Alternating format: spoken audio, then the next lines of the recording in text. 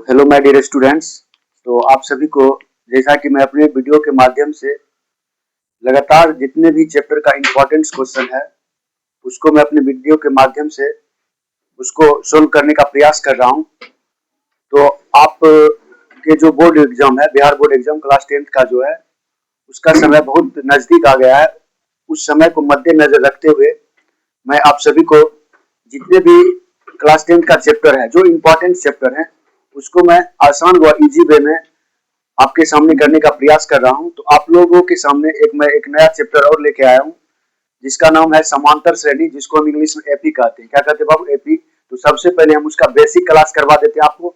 उसके बाद जितने भी इम्पोर्टेंट क्वेश्चन है, अगर आप ये सब जो क्वेश्चन मैं आपको करवा रहा हूँ, अगर आप इसको करके चल जाते हो तो इसी के पैटर्न पर, और कभी कभी ऐसा जो मैं क्वेश्चन बहुत करवा रहा हूँ जो सेम टू सेम आपको एग्जाम में देखने को मिलेगा। तो आप लोग के सामने मैं एक और जो चैप्टर है जिसका नाम है एपी, चैप्टर का नाम क्या है बाबू? एपी। तो इसका बेसिक पहले समझ लेते हैं, एपी क्या होता है। एपी एपी जिसको हम हिंदी में समांतर श्रेणी कहते हैं। क्या कहते हैं बाबू? समांतर श्रेणी, समांतर श्रेणी। ठीक है।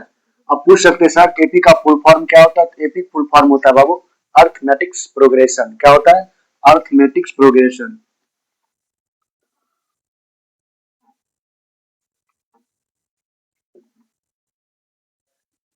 Arithmetics progression.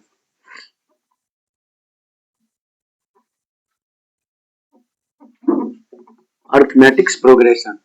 तो एपी का फुल फॉर्म क्या होता है? Arithmetics progression. तो बेसिकली जो एपी में आपका जो क्वेश्चन पूछता है वो सबसे पहले जान लेते हैं इसका बेसिक क्या होता है। बाबू जो मैं आपको ये बताने जा रहा हूँ, इसमें ज्यादा झंझट इसमें कुछ नहीं है। सिर्फ जितना मैं बताऊंगा, अगर आप उतना फॉर्मूला याद रखते हो तो आपका एक भी प्रश्न, चाहे वो किताब से सभी प्रश्न हो, चाहे आपको बोर्ड एग्जाम में पूछा जाएगा, उससे संबंधित जितने प्रश्न होंगे सब इसी फॉर्मूला के माध्यम से आपका सॉल्यूशन हो जाएगा। तो देखते हैं, सबसे पहले समझते हैं बाबू क्या होता है कि प्रथम पद होता है। क्या होता है बाबू? प्रथम पद। और हम एपी में क्या करते हैं? प्रथम पद को हम ए से सूचित करते हैं। ए बोले चाहे A1 बोले, तो ये प्रथम पद को सिंबल यानी दर्शाते हैं। और अगर आगे की बात किया जाए तो द्वितीय पद को हम किससे दर्शाते हैं? द्वितीय पद बोले चाहे दूसरा पद बोले, द्वितीय पद जिसको हम क्या बोलते हैं? A2 बोलते हैं। क्या बोलते हैं बाबू? A2। अगर देखा जाए तृतीय पद जिसको हम क्या बोलते हैं बाबू? A3 बोलते हैं। अब देखिए, इसको जो है एपी में लिखने का कुछ तरीका होता है। तो सबसे पहले देख लीजिएगा, प्रथम पद को हम किससे सूचित करते हैं? ए या A1 से। द्वितीय पद को हम किससे सूचित करते हैं? A2 से। तृतीय पद को किससे सूचित करते हैं? A3 से। इसी तरह चौथे पद को क्या किससे सूचित करेंगे? तो चौथे पद को जैसे A4 हो गया, फिर उसी तरह पांचवें पद को A5 हो गया, छठे पद को A6 हो गया, सातवें पद को A7 हो गया। इसी तरह ये क्या होगा? बढ़ते हुए चला जाएगा। अब देखिए, इसको एपी के भाषा में कुछ और तरीके से लिखा जा सकता है। जैसे ए को आप क्या लिख सकते हो? ए लिख सकते हो या A1 लिख सकते हो। इसको सेम टू सेम लिखा जाता है। A2 को लिखने के लिए हम A+D का प्रयोग करेंगे। किसका करेंगे? A+D का। और उसी तरह A3 को हम किससे सूचित करेंगे? A+2D से। A3 को किससे कैसे लिखा जाएगा? A+2D। इसी तरह A4 को किससे लिखेंगे? A+3D। यानी एक घटा करके आप क्या कीजिएगा? लिखते चल जाएंगे। उसी तरह बाबू A5 को हम किससे सूचित करेंगे? A+4D से। A+ किससे? 4D से। उसी तरह A6 को A+5D से। उसी तरह A7 को किससे लिखेंगे? A+6D से। मतलब इसी तरह आपको क्या करना? बढ़ते चल जाना है। अब आप यहाँ पे पूछ सकते हो सर यहाँ पे D क्या है? तो बाबू ध्यान दीजिएगा, प्रश्न में आपको नजर आएगा सार्व अंतर। क्या नजर आएगा? सार्व अंतर।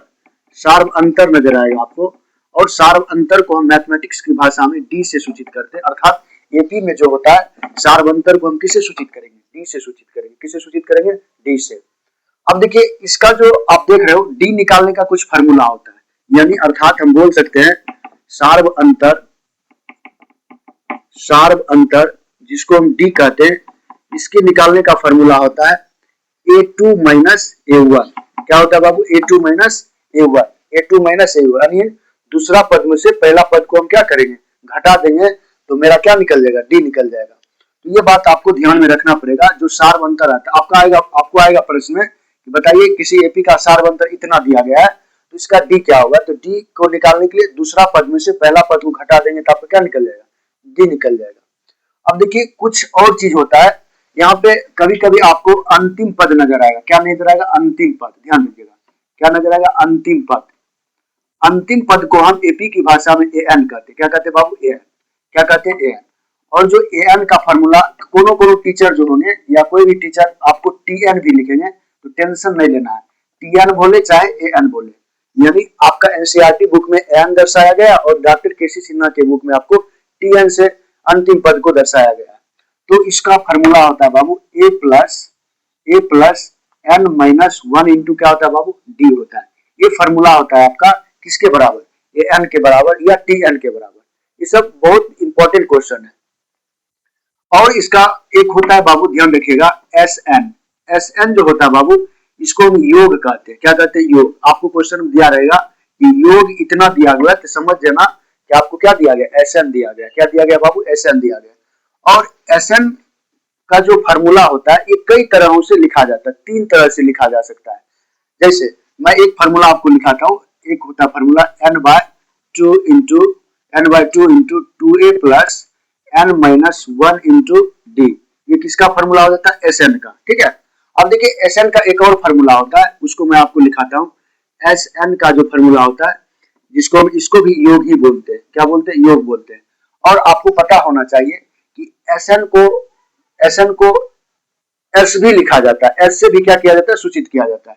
तो इसका एक और फार्मूला होता है, क्या होता है, n by two into A plus A N. क्या होता है बाबू, ए प्लस ए एन। ठीक है। या आप एस एन को आप देखो, ध्यान से देखिएगा, एस एन को एक और फार्मूला होता है, यानी योग का एक और फार्मूला होता है। वो फार्मूला होता है, क्या होता है बाबू, फार्मूला होता है n by two into A plus L. L का मतलब वही लास्ट पद, यानी इसी का। को कभी कभी क्या होगा, ए एन ना दे करके एल दे देगा क्वेश्चन में, तो आपको घबराना नहीं है। मैं इस तरह के प्रश्न आपको लाऊंगा अपने वीडियो के माध्यम से, और जितने भी आपका बोर्ड एग्जाम का पैटर्न है उस सभी का क्वेश्चन आपको हम सॉल्व करने का प्रयास करूंगा।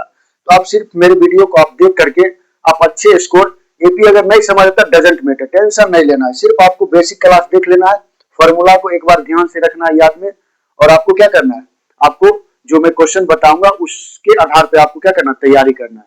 और वही पैटर्न का जो मैं आपको बताऊंगा वही पैटर्न का आपको बोर्ड एग्जाम में सेम टू सेम देखने को मिलेगा। तो आप लोग ध्यान से देखिएगा।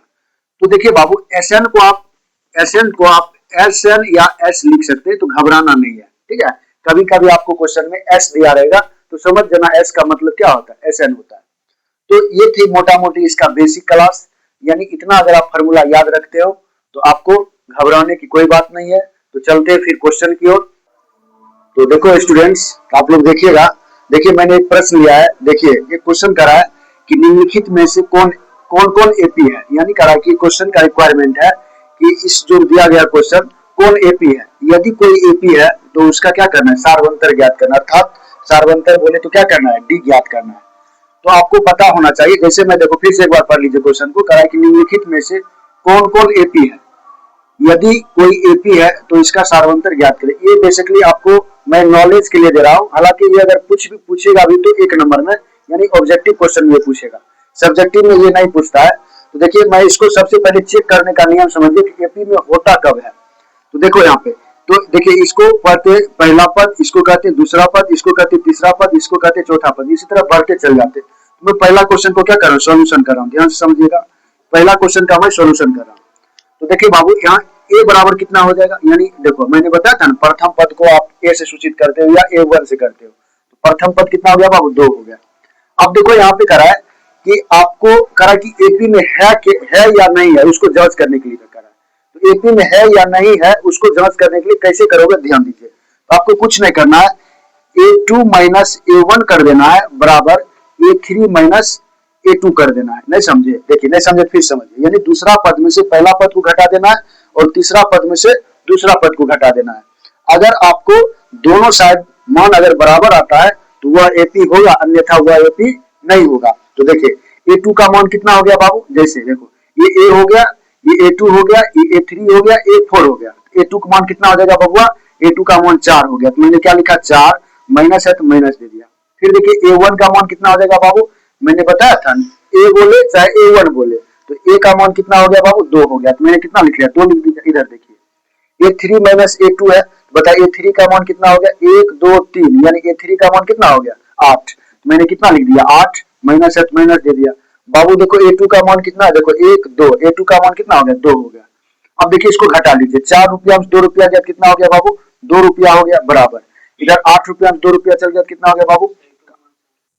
तो यहाँ पे देखिए सॉरी यहाँ पे देखिए बाबू क्वेश्चन में 4 है, मैंने 2 लिख दिया ना। 8 रुपया में 4 रुपया खा गया कितना रुपया 4 रुपया। आप अगर गौर से देखोगे तो क्या दोनों साइड बराबर आया, तो बराबर ये देखिए नहीं आया, तो नहीं आया तो हम लिख देंगे यहाँ पे अतः, क्या लिख देंगे अतः, अतः यह एपी में नहीं है, अतः यह एपी में नहीं है। एपी में क्या है बाबू नहीं है, क्यों नहीं है लिख देंगे क्यों नहीं है, तो क्योंकि इसका सार्वंतर, क्योंकि इसका सार्वंतर जो डी है, सार्वंतर डी जो है आपस में बराबर नहीं है, आपस में बराबर नहीं है, आपस में बराबर क्या है बाबू नहीं है। अगर आपस में बराबर नहीं है तो इसका 3 पद भी आगे नहीं निकलेगा, ठीक है 3 पद भी नहीं निकलेगा। तो ये क्वेश्चन आप लोग समझे। तो दूसरा क्वेश्चन देखिए मैं फिर से सॉल्यूशन करता हूँ, इसको जांच कर लेता हूँ क्या यह एपी में है, अगर एपी में होगा तो इसका 4 पद अगला निकल सकता है। देखिए मैं क्या लिखता हूँ सॉल्यूशन, यहाँ पे लिख दूंगा सॉल्यूशन। अब देखिए यहाँ पे जैसे इसको बनाए थे उसी तरह इसको भी बना लेते हैं। तो प्रथम पद ए बराबर कितना हो गया बाबू 2 हो गया, कितना हो गया 2 हो गया, ठीक है। तो जांच करने का नियम है कि एपी में हो या ना हो, तो उसको जांच करने के लिए क्या फॉर्मूला बताए थे, A2 माइनस A1 बराबर A3 माइनस A2। तो देखो यहाँ पे लिख दूंगा A2 माइनस A1 बराबर A3 माइनस A2 ना। अब देखिए A2 का मान कितना है, A2 का मान देखिए 5/2 है, मैं लिख दूंगा यहाँ पे 5/2 माइनस 8 माइनस दे दिया। A1 का मान कितना बाबू 2 है, 2 दे दिया बराबर। A3 का मान कितना देखो 1 2 3, A3 का मान है 3 माइनस A2 का मान कितना है बाबू 5/2, मैंने कितना लिख दिया 5/2। अब देखिए यहाँ पे भिन्न का घटा होगा कि नहीं होगा बताइए। अगर मैं अपना मन से यहाँ एक धर दूं तो कोई टेंशन, यहाँ पर भी धर दूं तो कोई टेंशन नहीं होना चाहिए, क्योंकि आप किसी भी संख्या के नीचे एक धर दोगे तो उसमें कोई चेंजिंग नहीं आएगा। देखो 2 और 1 का एलसीएम लेंगे कितना हो जाएगा बाबू 2 हो जाएगा। अब देखो 2 को 2 से भाग में कितना बाबू कट के कितना हो गया 1 हो गया। अब 1 को 5 से गुना करेंगे कितना होगा 5 होगा। अरे भाई भिन्न का घटा ऐसे करते हैं, नीचे वाला को भाग देते हैं, जो भागफल आ जाता है ऊपर वाला क्या करते हैं गुना कर देते हैं। माइनस 8 माइनस दे दिया। फिर देखो 1 को 2 से भाग में कितना होगा, अरे भाई 1 का पहाड़ा में 2 कितने बार में आता है 2 बार में आता है। 1 को 2 से भाग में कितना है 2, 2 को 2 से गुना करके कितना होगा 2 दूना 4। फिर बराबर देखिए, फिर 2 और 1 का लघुत्तम कितना हो जाएगा बाबू 2 हो जाएगा। फिर देखो 1 को 2 से भाग में कितना होगा बाबू 2 होगा, और जो 2 को 3 से गुना करेंगे कितना होगा 6 माइनस 8 माइनस। फिर देखो 2 को 2 से भाग में कट के कितना होगा 1, और 1 को 5 से गुना करेंगे कितना होगा 5। तो आप देखोगे अगर गौर से देखिए मैं इधर बताने जा रहा हूँ क्योंकि इधर जगह कम पड़ गया, ठीक है। तो मैं इधर बता देता हूँ, इस हिसाब को मिटा देता हूँ, ठीक है। आप लोग उतार लीजिएगा, इसको मैं मिटा देता हूँ, ठीक है। तो देखो ध्यान दीजिएगा, तो इधर देखिए आप इसका सॉल्यूशन करते हैं इस क्वेश्चन का। तो देखो ध्यान दीजिए, तो 5 रुपया से 4 रुपया खा गए कितना बच गया बाबू 1 रुपया, और 1 बटे कितना हो गया 2 बराबर। इधर भी आप देखोगे 6 रुपया से 5 रुपया खा गए क्या रुपया बचा, अरे भाई 6 और 5 रुपया खाए कितना रुपया 1 रुपया 1/2। अगर आप गौर से देखिएगा तो दोनों साइड क्या आ गया बराबर आ गया। मैंने बताया था जब बराबर हो जाए दोनों साइड तो वह एपी में होगा। मैं लिख दूंगा अतः, क्या लिख दूंगा अतः यह एपी में है, अतः यह एपी में है, यह अतः यह क्या एपी में है। क्यों है एपी में, तो क्योंकि इसका सार्वंतर क्या है, क्योंकि इसका सार्व अंतर जो डी है, सार्व अंतर डी क्या है आपस में क्या है बराबर है। आपस में क्या है बाबू आपस में बराबर है, आपस में क्या है बाबू बराबर है। तो बताइए जब यह एपी में है तो इसका क्या करा, देखो क्वेश्चन का रिक्वायरमेंट है तो निम्नलिखित में कौन सा एपी है, यदि कोई एपी है तो इसका सार्वंतर ज्ञात करें। तो हो गया, तो यह क्या हो गया अतः यह एपी में है। तो देखिए दोनों साइड क्या हो गया सार्वंतर बराबर हो गया। तो ठीक है, ये आपका बेसिक क्लास था, तो इसको फिर से मैं आगे क्वेश्चन करवाने जा रहा हूँ, तो देखिएगा। तो देखिए बच्चों एक आध दो प्रश्न और देख लेते हैं। इसमें क्या बोल रहा है कि निम्नलिखित में कौन एपी है, उसी टाइप का क्वेश्चन है लेकिन इसमें थोड़ा एक और चीज बढ़ गया है। निम्नलिखित में कौन एपी है, यदि कोई एपी है तो इसका सार्वंतर ज्ञात करें और 3 पद लिखिए। यानी क्वेश्चन का डिमांड है कि अगर कोई एपी में है तो उसका सार्वंतर भी ज्ञात करें, यानी डी भी ज्ञात कीजिए और उसका अगला तीन पद भी निकालना है। तो देखते हैं, बहुत आसान क्वेश्चन। देखिए सबसे बड़ी बात है, ये क्वेश्चन मैं इसलिए करा रहा हूँ क्योंकि आपका बेसिक ठीक रहेगा, तब अगला चैप्टर से जो रिलेटेड क्वेश्चन है वो आपका बेहतर से बेहतर समझ आएगा। तो इसलिए मैं आपको बेसिक पहले समझा देता हूँ, ताकि आपका बेस जब ठीक हो जाएगा तो आपको मैं किसी भी हार्ड से हार्ड भी क्वेश्चन कराऊंगा तो आपको आसान से समझ आ जाएगा। तो देखिए पहले जांच कर लेते हैं। अच्छा बाबू, इस क्वेश्चन का आप देखोगे तो ये क्या है, ये अनकेजुअल है, यानी अव्यवस्थित है। सबसे पहले मैं इसको व्यवस्थित कर लेता हूँ। तो मैं इसको या करके ऐसे पहले सॉल्यूशन लिख देता हूँ, ठीक है। सॉल्यूशन लिख करके सबसे पहले मैं इसको जैसे या करके लिख दिया, या इस क्वेश्चन को मैं अच्छा बताया, एक का स्क्वायर कितना होगा बाबू, एक का स्क्वायर कितना होगा हो, आप देखो तीन का स्क्वायर कितना हो जाते 9, आप देखो फिर 5 का स्क्वायर कितना हो जाएगा 25, और 7 का स्क्वायर कितना हो जाएगा बाबू 49 होगा, dot dot dot dot dot, ठीक है। अब देखिए यहाँ पे मैंने बताया था ना आपको कि सबसे पहले इसमें जांच करना है एपी में है या कि नहीं है। तो आपको पता होना चाहिए एपी में जांच करने के लिए जो फार्मूला होता था वो क्या होता था, A2 माइनस A1 बराबर A3 माइनस क्या होता था बाबू A2 होता था। अच्छा बताइए, मैंने आपको ये भी बताया था, ये पहला पद है, ये दूसरा पद है, ये तीसरा पद है, ये चौथा पद है ना। तो बताइए A2 का मान कितना हो जाएगा, 9 होगा कि नहीं होगा दूसरा पद, माइनस A1 का मान कितना हो जाएगा बाबू, देखिए A1 का मान हो जाएगा 1, तो मैंने कितना लिख दिया 1 बराबर A3 का मान कितना, देखो 1 2 3, A3 का मान कितना हो गया 25 माइनस A2 का मान कितना हो गया 9। अब देखिए, अब ध्यान से आप देखोगे तो 9 रुपया में से 1 रुपया खा गए कितना रुपया 8 रुपया बराबर 25 में 9 चल गया कितना हो गया 16। अब बताइए क्या ये दोनों बराबर है आपस में, क्या दोनों साइड बराबर आया, नहीं आया। तो यहाँ पर हम लिख देंगे अतः यह जो है, अतः यह एपी में नहीं है, अतः यह एपी में क्या है बाबू, नहीं है, एपी में नहीं है। तो नहीं है, क्यों नहीं है, तो क्योंकि लिख देंगे आप, क्योंकि नहीं, क्योंकि इसका कारण भी देंगे, क्योंकि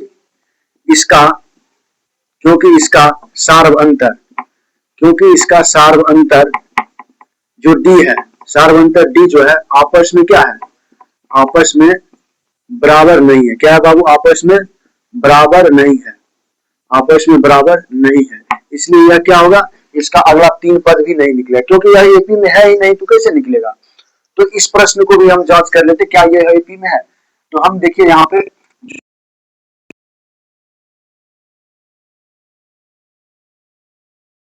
क्या होता है, फॉर्मूला होता है आपका A2 माइनस A1 बराबर A3 माइनस A2। अब देखिए ध्यान दीजिए, अच्छा बताइए बाबू A2 का मान कितना, देखिए ये पहला पद, दूसरा पद, तीसरा पद, चौथा पद, A2 का मान कितना हो गया -4, कितना हो गया बाबू -4, माइनस बताइए A1 का मान कितना हो गया 0 हो गया, लिख दिया 0 बराबर A3 का मान बाबू -8।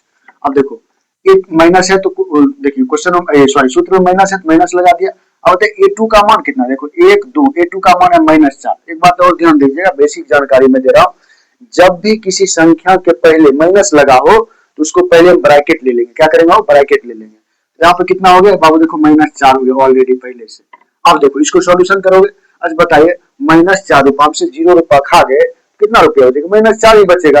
तो लिखा यहाँ पे मैं क्या लिख दिया -4 के 4 लिखा गया बराबर।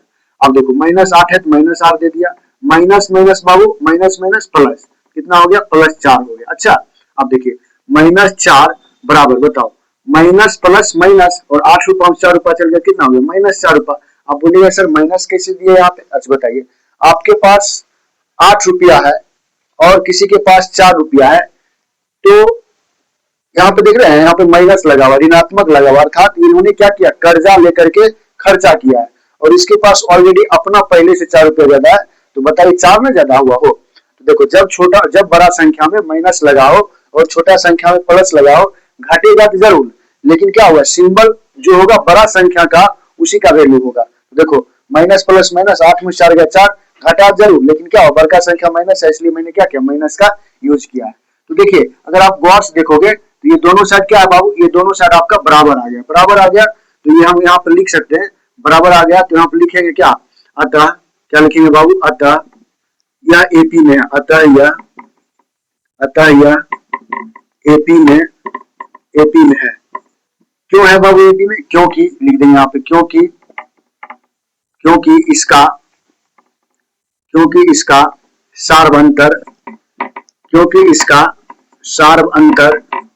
सार्वंतर डी क्या है, सार्वंतर डी।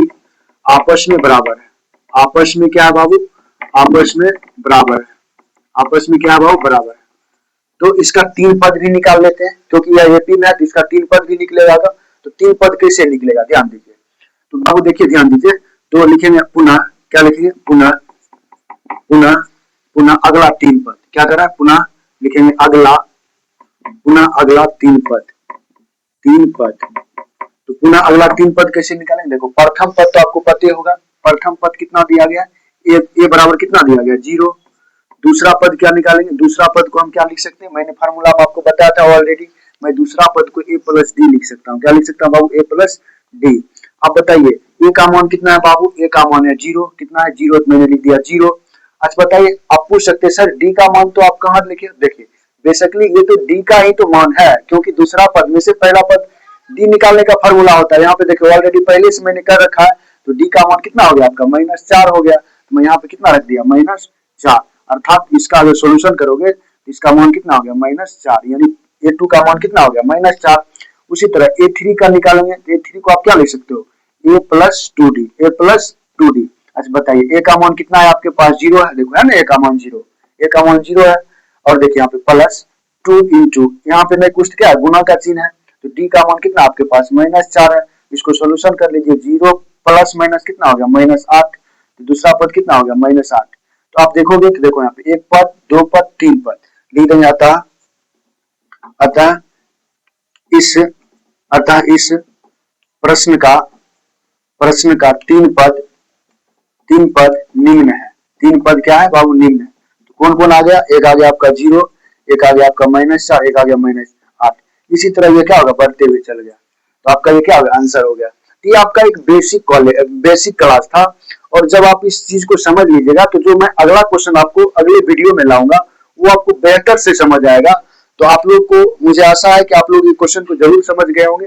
अगर इस क्वेश्चन को समझ गए होंगे तो मेरा YouTube channel SMS classic 10K से जो बना हुआ है, वहां पे जाकर के मेरे चैनल को सब्सक्राइब करें, बेल आइकन दबाएं और ज्यादा से ज्यादा क्या करें, उसको शेयर करें अपने दोस्तों में, ताकि आपके साथ साथ उसका भी भलाई हो सके।